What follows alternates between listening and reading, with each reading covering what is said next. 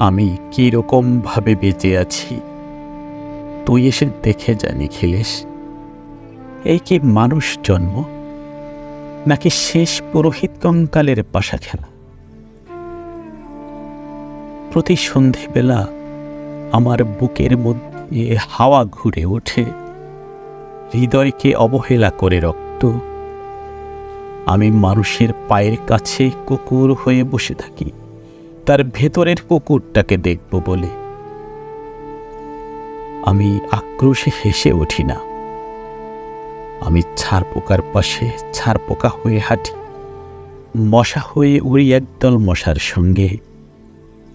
খাঁটি অন্ধকারে স্ত্রীলোকের খুব মধ্যে ডুব দিয়ে দেখেছি দেশলাই জেলে। ও গায়ে আমার কোনো ঘর বাড়ি নেই।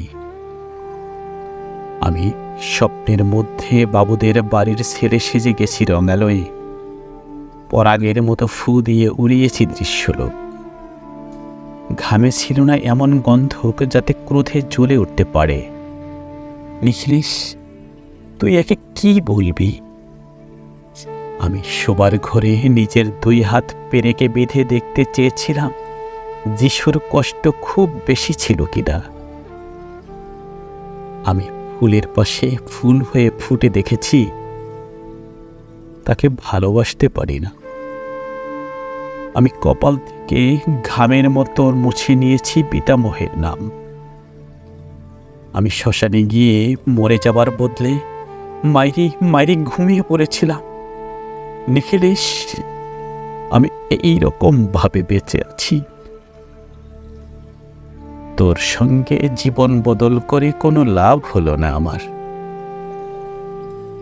একই নদীর তরঙ্গে ছেলেবেলার মতো ডুব সাঁতার, অথবা চশমা বদলের মতো কয়েক মিনিট আলোড়ন, অথবা গভীর রাতে সঙ্গমনিরত দম্পতির পাশে শুয়ে পুনরায় জন্মভিক। কেননা সময় নেই। আমার ঘরের দেয়ালের চুন ভাঙা দাগটিও বড় প্রিয়।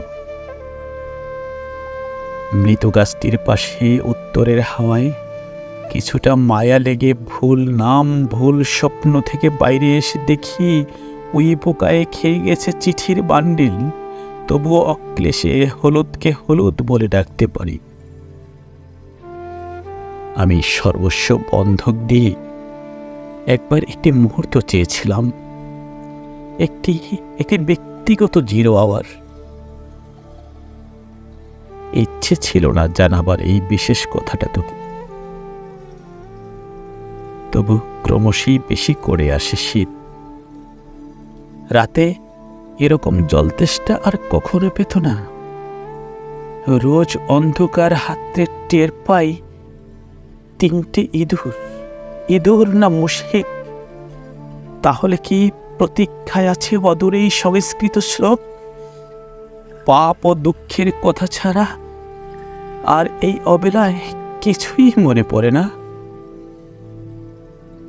আমার পূজা ও নারী হত্যার ভেতরে বেজে ওঠে সাইরেন। নিজের 2 হাত যখন নিজেদের ইচ্ছে মতো কাজ করে, তখন মনে হয় ওরা সত্যিকারের। আজকাল আমার নিজের চোখ দুটো মনে হয় এক পলক সত্যি চোখ। এরকম সত্য পৃথিবীতে খুব বেশি নেই আর।